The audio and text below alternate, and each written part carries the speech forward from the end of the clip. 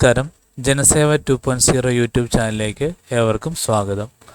ആദ്യമായിട്ടാണ് നിങ്ങൾ ഈ ചാനൽ കാണുന്നതെങ്കിൽ സബ്സ്ക്രൈബ് ചെയ്യാനും ലൈക്ക് ചെയ്യാനും താഴെ കാണുന്ന ബെൽ ബട്ടൺ അമർത്താനും ശ്രദ്ധിക്കുമല്ലോ.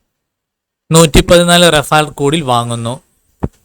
2 ലക്ഷം കോടി രൂപയുടെ കരാർ അടുത്ത വർഷം ആദ്യം. വ്യോമസേനയ്ക്ക് വേണ്ടി 114 റഫാൽ യുദ്ധവിമാനങ്ങൾ കൂടി വാങ്ങാനുള്ള കരാർ അടുത്ത വർഷം ആദ്യം ഒപ്പിട്ടേക്കും.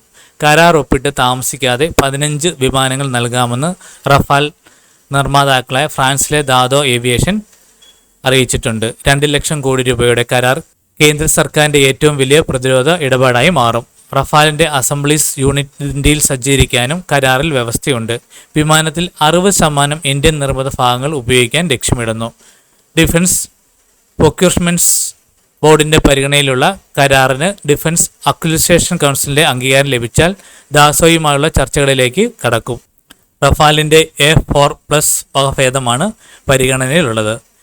F3R+ ആണ് നിലവിൽ ഇന്ത്യൻ സൈന്യം ഉപയോഗിക്കുന്നത്. കമ്മ്യൂണിക്കേഷൻ, ഇലക്ട്രോണിക്സ്, വാർഫെയർ, റഡാർ സംവിധാനങ്ങളെല്ലാം ഉൾപ്പെടുന്ന F4+ പതിപ്പ് ഫ്രഞ്ച് സൈന്യം ഉപയോഗിക്കുന്നുണ്ട്. നിലവിൽ സേനയുടെ കൈവശം 36 റഫാൽ വിമാനങ്ങളാണ് ഉള്ളത്. നാവികസേന 26 റഫാൽ വിമാനങ്ങൾക്ക് ഓർഡർ നൽകിയിട്ടുണ്ട്. 19 സേനാ കേന്ദ്രങ്ങളിൽ ഡ്രോൺ പരിശീലനം. ഡ്രോൺ സെൻറ്റർ സ്വകാര്യ പങ്കാളിത്തത്തോടെ ഓരോ കേന്ദ്രത്തിലും 1000 ഡ്രോൺ. കരസേനയുടെ പ്രധാന പരിശീലന കേന്ദ്രങ്ങളിലെല്ലാം ഡ്രോൺ പരിശീലനം ആരംഭിക്കാൻ പദ്ധതി പാകിസ്ഥാനെതിരായ ഓപ്പറേഷൻ സിന്ദൂറിൽ ഡ്രോൺ വഹിച്ച പ്രാധാന്യം പരിഗണിച്ചാണ്. പാകിസ്ഥാനിൽ നിന്നുള്ള ആയിരക്കണക്കിന് ഡ്രോണുകളെയാണ് ഇന്ത്യയുടെ വ്യോമ പ്രതിരോധ സംവിധാനങ്ങൾ തകർത്തത്. പാകിസ്ഥാനെതിരായ ആക്രമണത്തിൽ ഇന്ത്യൻ സൈന്യം വ്യാപകമായി ഡ്രോണുകൾ ഉപയോഗിച്ചിരുന്നു.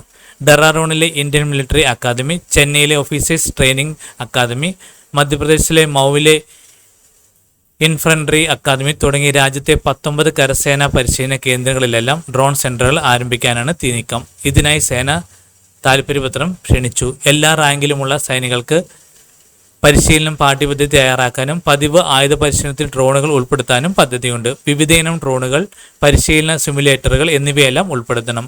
സംവിധാനങ്ങൾ അടുത്ത ജനുവരിയിൽ സജ്ജീകരിക്കാനാണ് ലക്ഷ്യമിടുന്നത്. ഈ കാര്യങ്ങൾ എല്ലാവരിലേക്കും ഷെയർ ചെയ്യുക. ഇത് എല്ലാവർക്കും ഉപകാരപ്പെടട്ടെ.